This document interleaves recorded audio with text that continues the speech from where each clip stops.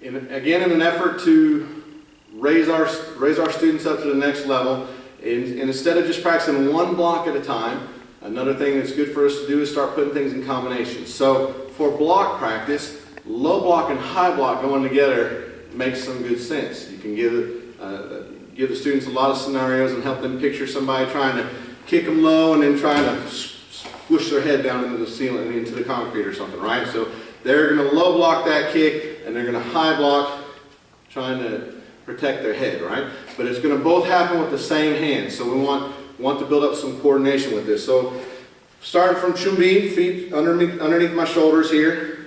Take one hand, cross it on top. For me right now, it's going to be my left hand.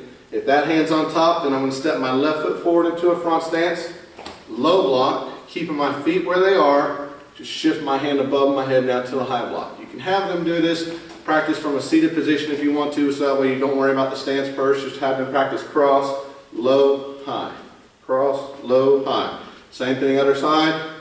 Okay, same hand doing both blocks. But the footwork and working on thinking of some extra levels here. So thinking about landing that block and that foot at the same time is another level of thinking we want them to get to. That's why this is more advanced than just one block at a time move. Another thing that will help them get this, if they're thinking about that and getting it quick, is to help think about getting the hips behind it. Like we talked about in some other videos before, a lot of younger students, children, won't have the upper body strength to make this block really effective all by itself. So the great thing about Taekwondo is that we use a lot of moves with our hips.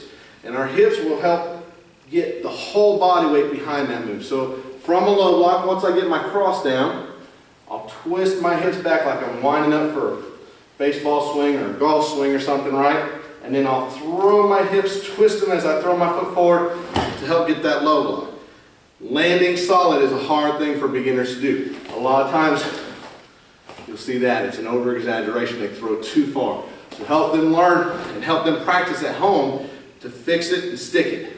Make sure they just stay in a fixed position when they finish. Then from here, yeah, a lot of people can just move that hand straight up above their head, make it look like a roof. There's your high block. But a more advanced way of thinking about it is to use your hips to pull that hand back across your body so it shoots up. And you've got more torque, more power going into that high block. So from here again, cross, crank is what I'll use. I'll use that word a lot. Crank your hips with the students.